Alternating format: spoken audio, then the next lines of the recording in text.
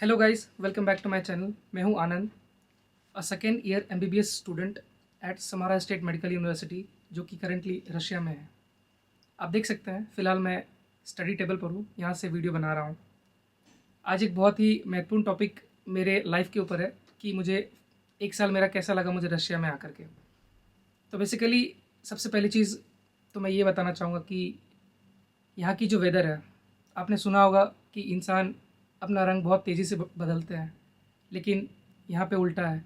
यहाँ पे मौसम इतनी तेज़ी से अपना रंग बदलती है, कभी सर्द, कभी ठंड, कभी बारिश तो कभी धूप। ऑलमोस्ट यहाँ पे 15 टू 20 डिग्री सेल्सियस जाती है, जो कि हमारे इंडिया के लिए नॉर्मल टेम्परेचर नहीं माना जाता है। रशिया के लिए ये एक्सट्रीम एक्सट्रीम टेम्परेचर हो जाती है, यहाँ पे बहुत गर्मी हो जाती है उस वक्त। सेकेंडली बात करते हैं यहाँ की कल्चर की। यहाँ पे बहुत ही डाइवर्स कल्चर है।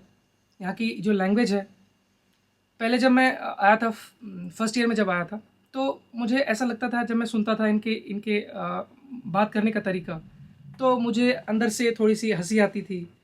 क्योंकि समझ नहीं पाता, तो लैंग्वेज बैरियर होती है। But as soon as I कि उसमें गया, मैंने चीज़ें सीखी कि कैसे बोलते हैं हम, कैसे बात करते हैं, मैंने सीखा। तो मैंने समझा कि रशियन एक बहुत ही प्यारी भाषा है। अगर आप समझ लेते हो तो हमें ये चीज़ बहुत आसान होती है, हम यहाँ से लोगों के साथ जुड़ सकते हैं, जो कि बहुत बड़ी चीज़ होती है कि किसी इंसान से हम कैसे कनेक्ट हो सकते हैं। दो ही चीज़ होती है, या तो इमोशन से या फिर लैंग्वेज से। लैंग्वेज जो होती है बहुत ही बड़ी चीज़ होती है। तो experiencing language was I mean बहुत ही अच्छा चीज़ था मेरे लिए, मुझे बहुत अच्छा लगा। तीसरी चीज़ है यहाँ की ट्रांसपोर्टेशन। रशिया में जो भी सिटीज़ हैं, चाहे समारा हो, ऑरेनबर्ग हो, या फिर कोई सी भी अदर सिटीज़ आप ले सकते हो, उसमें ये होती है कि जो ट्रांसपोर्टेशन होती है, आप मतलब विद इन द सिटी आप कहीं भी किसी से जुड़ सकते हो एट एनी टाइम। बहुत ही कम समय में यहाँ पे बसेस चलती है, मिनी वैन्स चलते हैं। हर बस के पीछे नंबर होती है, एक पर्टिकुलर टाइम होती है, उसी फिक्स टाइम पे वो बस चलती है और आपको उसी वक्त मिलेगी।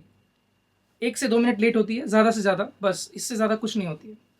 दूसरी मेट्रो। मेट्रो की सुविधा समारा में बहुत ही अच्छी है। यहाँ से आप कनेक्ट कर सकते हैं ऑलमोस्ट 10 किलोमीटर, 15 किलोमीटर दूर जा सकते हैं यहाँ से, जो कि एक बहुत ही वाइब्रेंट, बहुत ही अच्छी चीज़ है। बात रही ट्रेन्स की, ट्रेन्स भी है, ट्रैम्स भी है। ट्रेन से पहले हम ट्रैम्स की बात करते हैं। दो ट्रैम्स भी होती हैं, जो कि हमारे इंडिया में फ़िलहाल कोलकाता में जो चलती थी, फ़िलहाल तो बंद हो चुकी है, आई गेस, आई नो, जहाँ तक मुझे पता है। ट्रैम्स जो होती है यहाँ पे, ट्रैम्स बहुत चलती है। हर एक गली के पास आप देख सकते हो, जो भी अब सिग्नल होती है, ऑलमोस्ट हर जगह आपको ट्रैम्स मिलेगी। ट्रैम्स में ये सुविधा होती है कि ट्रैम्स भी बसेस की तरह ही चलती है, जिनके एक फिक्स्ड नंबर होता है और वो उसी टाइम पे उसी लोकेशन से रन करती है, जो कि समारा के अंदर ही सिर्फ चलती है। ट्रेन्स का यहाँ पे ये नेटवर्क होता है कि ट्रेन्स जो होती हैं वो आपको एक सिटी, जैसे कि समारा से दूसरे सिटी, रशिया के दूसरे सिटी, वहाँ कनेक्ट करती है। Trains with in the city भी चलती है, जो कि लोकल ट्रेन होती है। बट जो मेन ट्रेन होती है वो आपको मॉस्को, ऑरेनबर्ग, फिलहाल और भी जितने भी जगह हैं, सारे जगह को कनेक्ट करती है। फोर्थ चीज़ें मुझे यहाँ पे जो अच्छी लगी कि जैसे ही हम आते हैं, इंडिया से आते हैं, तो हमें लगता है कि हम अपने देश को छोड़ करके कहीं एक नई जगह को, नई कल्चर, नई डाइवर्सिटी, नई लैंग्वेज को एक्सपीरियंस करने जा रहे हैं। तो हमें एक अंदर से फीलिंग आती है कि हमें सेल्फ इंडिपेंडेंट होना चाहिए, कि थोड़ा सा अपने माँ बाप का जो है उनको कम करना चाहिए, दबाव महसूस कम करना चाहिए। तो ऐसे ही बहुत सारे बच्चे जो होते हैं यहाँ पे, जॉब अपॉर्चुनिटीज़ उनके लिए बहुत सारी होती है। अब जैसे रशिया में आओ, आप अपने एजुकेशन के साथ साथ जॉब भी परस्यू कर सकते हो, जो कि बहुत ही अच्छी चीज़ है।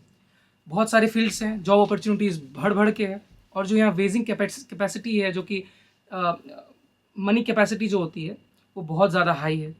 बहुत अच्छी चीज़ है ये। रशियन जो सरकार है वो बहुत ज़्यादा पे करती है आपको, आपके पर आवर के हिसाब से मिलता है, जो कि मेरे ख्याल से एज अ स्टूडेंट मुझे बहुत अच्छी चीज़ लगी।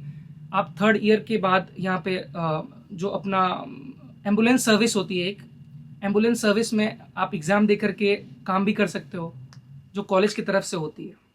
एग्ज़ाम देना पड़ता है, उसके लिए आपको एक रिटन लैंग्वेज एग्ज़ाम होती है। ऑब्वियस सी बात है, क्योंकि आप अगर एम्बुलेंस में किसी को, पेशेंट को लेने जाओगे, तो आपको लैंग्वेज आना चाहिए। तो लैंग्वेज का एग्ज़ाम होगा। अगर आप एग्ज़ाम पास करते हो तो आपको एक अच्छी सैलरी भी मिलती है। आपके जो आपकी क्लासेस होती है उसके साथ साथ ही लगती है वो भी चीज़। मैं आपसे यही कहूँगा कि MBBS अब्रॉड की जर्नी जो थी मेरे लाइफ की सबसे, कह सकते हैं कि सबसे बड़ी डिसीज़न थी।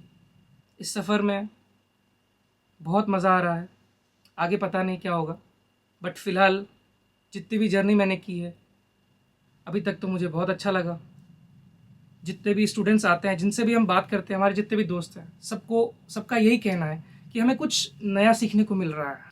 अपनी भाषा, अपना शहर, अपने माँ बाप और अपना देश सब छोड़ के अगले 6 साल तक एक नए जगह, एक अनजान जगह पर अपनी अस्तित्व को रखना। होप करता हूँ आपको ये वीडियो पसंद आया। अगर पसंद आता है तो आप लाइक और शेयर करें, और अगर आप मेरी लाइफ के साथ, मेरी जर्नी के साथ जुड़ना चाहते हैं तो इस वीडियो को सब्सक्राइब करें और नोटिफिकेशंस ऑन कर लें। Thank you so much. मिलते हैं आपको अगले वीडियो में। Bye bye, take care.